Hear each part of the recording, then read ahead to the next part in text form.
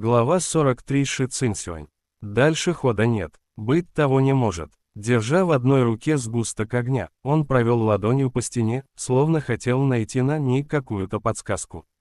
Затем испробовал несколько магических приемов для снятия наваждений, но стена не сдвинулась с места.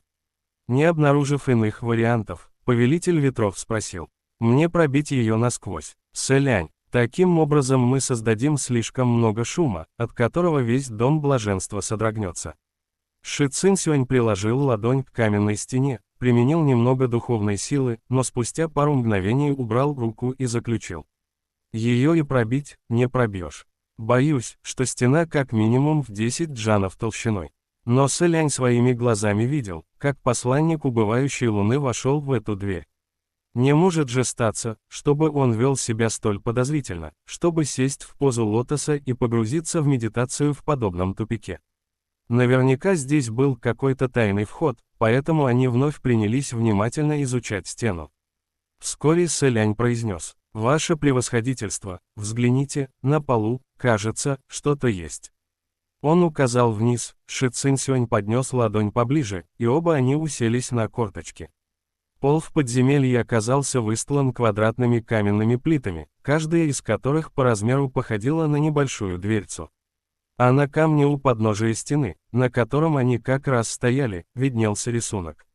Совсем небольшой, всего лишь маленький человечек, бросающий игральные кости. Ши Цинсюань поднял взгляд. Неужели здесь нужно воспользоваться тем же способом, что и при открытии первой двери? При этом необходимо выбросить определенное число, после чего в стене откроется проход. Сэлянь согласно кивнул. Как видно, все именно так. Но я не заходил сюда вместе с посланником убывающей луны, поэтому не знаю, какое число является ключом от этого входа. Ши Цинсюань, мы уже зашли так далеко, не дело сейчас возвращаться и снова занимать наблюдательную позицию. Давайте лучше выбросим кости наобум и посмотрим, что получится. Сэлянь поддержал. Ваше превосходительство, тогда попробуйте вы. Я не уверен, насколько еще хватит той удачи, которую я позаимствовал. Ши Цинсюань не стал возражать, взял у принца из рук игральные кости и бросил на пол ну-как. Он выбросил двойку и пятерку. Спустя пару секунд ожидания они так и не увидели, чтобы каменная стена сдвинулась с места. Сэлянь подобрал кости и произнес: «Очевидно, не сработало». Ши Цинсюань вдруг воскликнул: «Ваше высочество, посмотрите, рисунок на полу изменился». Сэлянь опустил взгляд и действительно увидел, что краски, которыми на каменной плите был изображен маленький человечек, бросающий кости, поблекли, а затем вновь постепенно сделались ярче. Рисунок при этом изменился, теперь он стал похож на жирного черного червяка. Ши Цинсюань спросил: «Это что еще за ерунда?» Сэлянь предположил: «Земляной червь, пиявка. На вид очень похоже. Мне не раз приходилось видеть таких на полях». Ши Цинсюань, чем же вы, в конце концов, занимались, раз вам приходилось не раз видеть, не успев договорить, он испарился. И не только он, но и Сэлянь вместе с ним. Еще на слове «ерунда» оба почувствовали, как пол уходит из-под ног, а в следующий миг они свалились в развершуюся под ними дыру. Оказывается, стена вовсе не являлась дверью, это была обыкновенная каменная стена. Настоящий же проход представляла из себя квадратная плита под ногами. Когда кости были брошены, дверь внезапно открылась, затем захлопнулась вновь. Сэлянь и Ши Цинсюань после нескольких секунд свободного полета тяжело ударились о землю. К счастью, ее поверхность оказалась невероятно мягкой. И хотя они продавили в земле две глубокие ямы, падение не показалось им слишком уж болезненным, поэтому небожители сразу попытались подняться. Однако стоило им это сделать, оба стукнулись головами оба что-то сверху и хором ойкнули. Сэлянь, одной рукой прикрывая ушибленное место, другой пошарил поверху и обнаружил, что потолок над ними, такой же сырой и мягкий, как земля под ногами, сделан из глинистой почвы. Каменный потолок отсутствовал, каменная дверца также бесследно исчезла. Пока они падали, пламя на ладони Ши Цинсюаня погасло, но стоило ему зажечь его вновь, освещая пространство вокруг, выяснилось, что они очутились посреди земляного подземного хода. Стены его оказались глинистыми и округлыми, не похоже, чтобы ход был сотворен человеком. Ши Цинсюань, разминая лоб, спросил: «И что это за место? Неужели нас зашвырнуло сюда, потому что я выбросил неверное число?» Поразмыслив, Сэлянь ответил: «Вполне возможно. Каменная дверца исчезла, это значит, у нас не осталось возможности вернуться назад. Давайте для начала найдем способ выбраться отсюда». Посовещавшись, они направились вдоль подземного хода, который то и дело извивался поворотами. Взрослому человеку здесь было трудновато встать во весь рост, поэтому им пришлось идти пригнувшись, а то и вовсе передвигаться ползком, поэтому и скорость передвижения оставляла желать лучшего, и сам процесс шел довольно затрудненно. Кроме того, воздух здесь был сырой и теплый, поэтому пробираться через глину приходилось с усилием, по одной вытаскивая ноги из хлюпающей жижи. Иногда под ногами попадались сгнившие в грязи растения и трупы мелких животных. Сэлянь при виде останков оставался невозмутимым, а вот Ши Цинсюань весь покрывался гусиной кожей. Чем дальше они шли, тем больше ситуация казалась принцу странной, о чем он не преминул сообщить.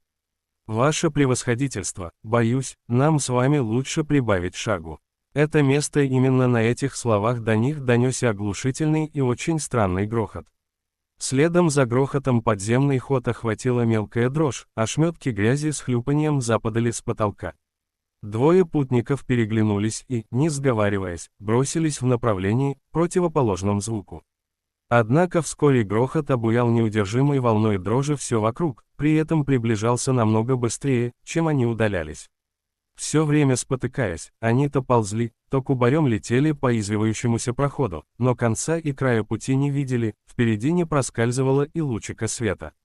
Но и это еще не все. В том направлении, куда они бежали, послышался точно такой же шум, как и позади.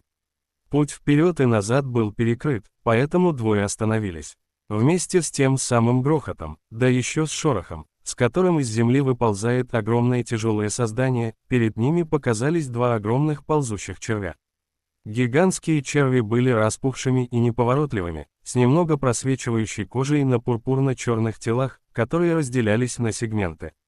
Безглазые, безногие, с головами, каждая из которых выглядела так же, как и конец червяка, если это не два земляных червя, хоть и несравнимо длинные, то что же? Оказывается, открытие каменной дверцы забросило их прямиком в гнездо гигантских земляных червей. Сэлянь выставил вперед руку, сжая наготове. Ши Цинсюань неизвестно откуда вынул веер повелителя ветров. Вот только, к сожалению, в столь узком подземелье весьма затруднительно поднять ураган, ведь так можно и самому себе навредить, поэтому подобный артефакт высшего ранга трудно было применить в полную силу. В этот миг Сэлянь вспомнил, что земляные черви боятся света и жара, поэтому произнес: «Ваше превосходительство, повелитель ветров, мне придется просить вас одолжить мне немного магических сил, а также разжечь пламя на ладони еще немного ярче». Ши Цинсюань сделал, как он велел, звонко ударил с принцем по рукам и разжег огонь в правой ладони выше на пару цуней. Сэлянь немедленно сотворил яркое пламя на ладони. Как и следовало ожидать, земляные черви, ощутив жар от огня, съежились и отползли на один джан. Таким образом, двое путников, полагаясь на силу пламени, продолжили продвигаться вперед, заставляя двоих земляных червей держаться от себя на расстоянии и надеясь найти выход из этого места. Однако вскоре не только земляные черви начали бояться жара. Стоило огню в этом узком проходе прогореть чуть дольше, Сэлянь и Ши Цинсюань, будто их засунули в печь, а облились потом.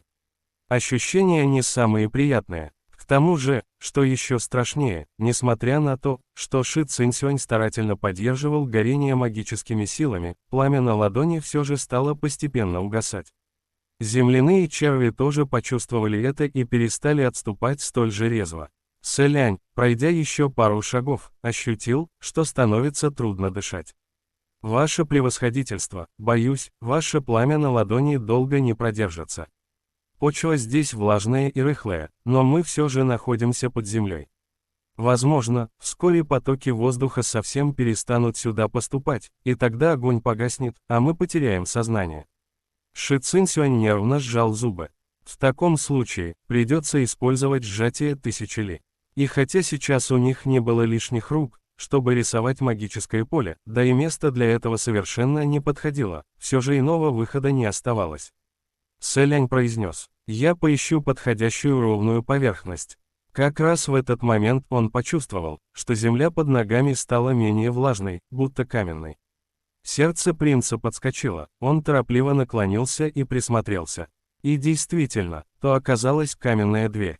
На ней принц вновь увидел рисунок в виде маленького человечка. Ши Цинсюань, который тоже наступил на камень, обрадованно воскликнул: «Быстрее, быстрее, давайте бросим кости и откроем проход».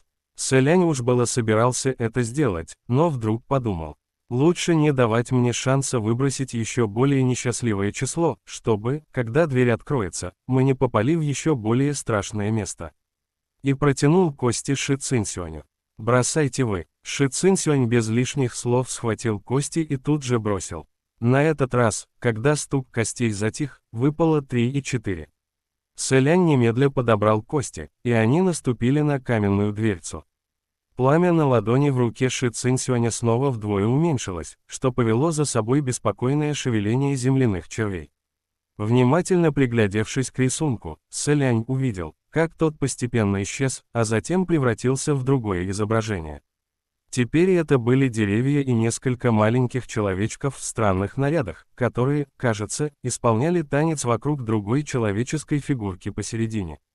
В этот миг один из земляных червей наконец не выдержал, приоткрыв пасть, его грузное тело бросилось вперед. К превеликому счастью небожителей, когда червь уже находился на расстоянии 3 чи, каменная дверца отворилась. На этот раз их вновь забросило в узкое пространство, только теперь поверхность оказалась сухой и твердой, а падение совсем не мягким.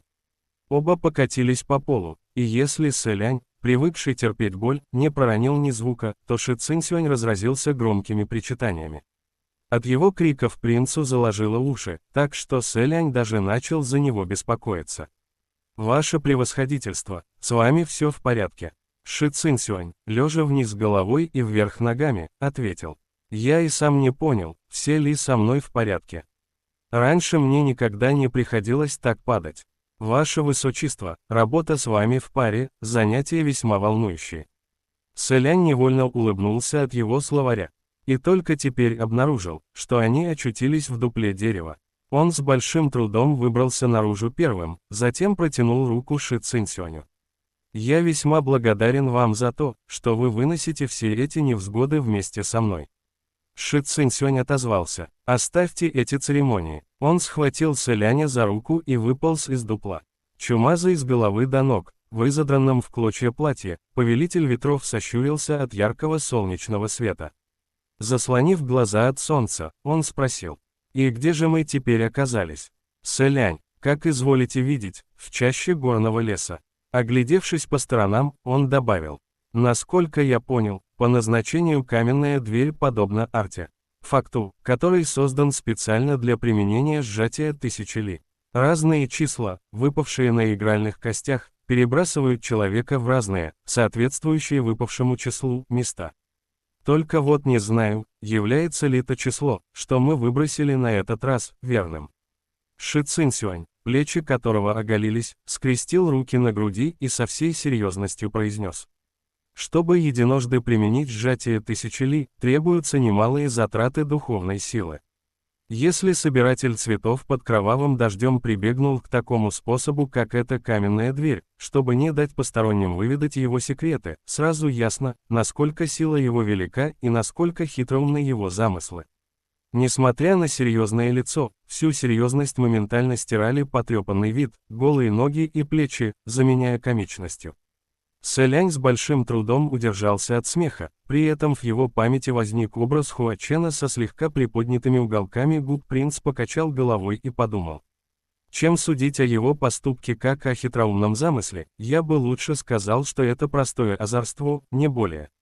Выбравшись из дупла, они не прошли и нескольких шагов, как из зарослей неподалеку выскочила толпа совершенно голых людей, которые начали прыгать вокруг них и громко кричать. «О!» Путники были крайне потрясены. Ши Цинсюань произнес: «Что на этот раз?» Сэлянь поднял руку и предостерег: Не стоит волноваться, нам пока не стоит волноваться. Давайте понаблюдаем. Принц пригляделся и понял, что люди оказались не полностью раздеты, но тела их прикрывали лишь шкуры зверей и листва деревьев. В целом они выглядели словно дикое племя, которое жило примитивной жизнью, питалось сырым мясом и не умело пользоваться огнем. Сжимая в руках длинные копья, на концах которых торчали заостренные камни, дикари улыбнулись им, обнажив ряды острых, будто заточенных, зубов. Ни слова не говоря, злоключенцы бросились наутек. Ши Цинсюань на бегу говорил: «Брат как-то рассказывал мне, что в горах на юге обитает множество дикарей, которые питаются в основном человечиной. И наставлял, чтобы я держался подальше от этих мест, неужто нам посчастливилось наткнуться на одно из таких племен». Сэлянь, для которого бегство от опасности являлось делом привычным, и с виду, и по ощущениям бежал намного более непринужденно. Он спокойно произнес: «Да, вполне возможно. Как бы там ни было, давайте для начала поищем дверь, посмотрим, найдется ли здесь еще один проход». Дикари за их спинами громко кричали и визжали, явно не собираясь прекращать погоню. Первоначально Сэлянь и Ши Цинсюань могли только убегать, не имея возможности напасть в ответ, поскольку на небесах существовали свои правила: если небожитель спускается в мир смертных, он не должен самовольно применять магическую силу против простых людей. Это правило установили для того, чтобы небожители не могли вредить людям, полагаясь на свою магию, тем самым злоупотребляя властью. Но сейчас в них время от времени летели заостренные камни и ветки, и вот, одна такая ветка царапнула по щеке Ши Цинсюаня. На этот раз дикарям крупно не повезло. Ши Цинсюань дотронулся до лица, обнаружил едва заметные следы крови и мгновенно пришел в неописуемый гнев. Он досадливо хмыкнул, немедля остановился, развернулся и воскликнул: «Ах вы, кучка дикарей, что живут в горах и света белого не видят! Как вы смеете при виде меня, самого повелителя ветров, не поклониться в ноги, да еще и портить мой прекрасный облик? Как это называется?» Откричавшись, он резким движением вынул веер повелителя ветров и раскрыл его с громким хлопком. Молниеносный взмах, и толпу дикарей в один момент подбросило в воздух, отнесло на несколько джанов прочь и подвесило на деревьях, где они могли лишь жалобно вопить. Сэлянь и Ши Цинсюань же наконец остановились и отдышались как следует. Пока принц переводил дыхание, ему в голову снова пришла мысль: как же сложно быть небожителем, никому не приходится легко, ни людям, ни демонам, ни божествам. Ши Цинсюань, выплюнув скверную вредоносную ци, обратился к Сэлиню: «Ваше Высочество, вы же видели, они сами напросились. Никакого самоуправства с моей стороны не было». Сэлянь ответил: «Да, я все видел». Ши Цинсюань снова потер лицо, пробормотал под нос что-то вроде «даже мой брат себе не позволяет», развернулся и произнес: «Давайте поищем каменную дверь». Сэлянь молча кивнул. На его глазах Ши Цинсюань стряхнул грязь с одежд и привел в порядок волосы, всем своим видом выражая свободу и непринужденность. К несчастью, на нем все еще было надето изорванное в клочья пурпурное платье, поэтому к непринужденности неизбежно прибавлялся весьма странный оттенок, создавая картину, увидев которую однажды, вряд ли когда-нибудь забудешь. Сэлянь в душе не смог сдержать горестного вздоха. Во время их первой встречи в крепости Банью повелитель ветров выглядел столь богоподобно, что принц был уверен, это невероятно непостижимая личность, и если не какой-нибудь темный чародей, не имеющий в мире равных, то наверняка иной выдающийся мастер своего поколения. Разве мог принц предположить, что когда узнает повелителя ветров получше, то поймет, что это впечатление абсолютно ошибочное, им пришлось довольно долго без толку бродить по лесу, прежде чем, в конце концов, в другом дупле нашлась каменная дверь.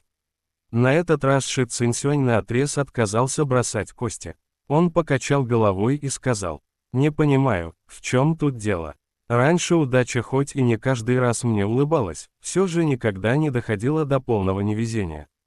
Кажется, сегодня мне и впрямь не везет в игре. За 2 броска, что я сделал, мы сначала попали в пещеру земляных червей, а потом наткнулись на дикарей. Неизвестно, что мы повстречаем в следующий раз». Сэлянь мягко кашлянул, в его голосе звучало сожаление. Может статься, все из-за того, что я нахожусь рядом с вами, поэтому негативно влияю и на вашу удачу. Ши Цинсюань, что вы такое говорите? Разве кто-то может повлиять на удачу моего превосходительства повелителя ветров? И все же лучше бросить вам. Очень может быть, что от той удачи, которую одолжил этот ваш Саньлан, еще хоть немного осталось. Сэлянь по неизвестной причине почувствовал себя неловко на фразе «этот ваш Саньлан» и хотел было что-то объяснить, но потом подумал, а что здесь объяснять? Напротив, само желание объясниться показалось бы более странным, поэтому принц промолчал. Вместо этого взял кости и осторожно выбросил. 2 шестерки. Сэлянь даже задержал дыхание, пока внимательно наблюдал, как меняется рисунок на каменной плите, чтобы быть морально готовым к тому, с чем им придется встретиться далее.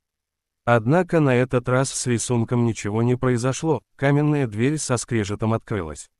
За ней показались темные ступени, ведущие глубоко под землю. Из прохода повеяло холодом. Они переглянулись. Наверняка каждый подумал, неужели после всех этих злоключений мы вернулись на то же место? И все же вернуться в начало пути было лучше, чем встретиться с еще большими невиданными доселе опасностями, которыми путники насытились по горло. Поэтому двое начали уверенно спускаться по ступеням. Каменная дверь позади вновь с тяжелым скрежетом закрылась. Протянув руку и дотронувшись до нее, они обнаружили лишь гладкую стену. Сэлянь произнес, остается только идти вниз. Ши Цинсюань согласился, ох, ладно, передохнем немного и продолжим игру с этим противным собирателем цветов под кровавым дождем. И они вновь направились по ровному прямоугольному подземному ходу. Неожиданно, пройдя около 200 шагов, Сэлянь кое-что заметил. Хорошие новости, ваше превосходительство. Это не тот подземный ход, по которому мы шли в прошлый раз, хоть и выглядит похоже. От Ши Цинсюаня данный факт тоже не укрылся. Верно, тогда, спустя 200 шагов, мы уперлись в каменную стену, а теперь ее нет. Сэлянь тихо произнес, видимо, на этот раз мы на верном пути. Не успел он договорить, как шаги обоих застыли.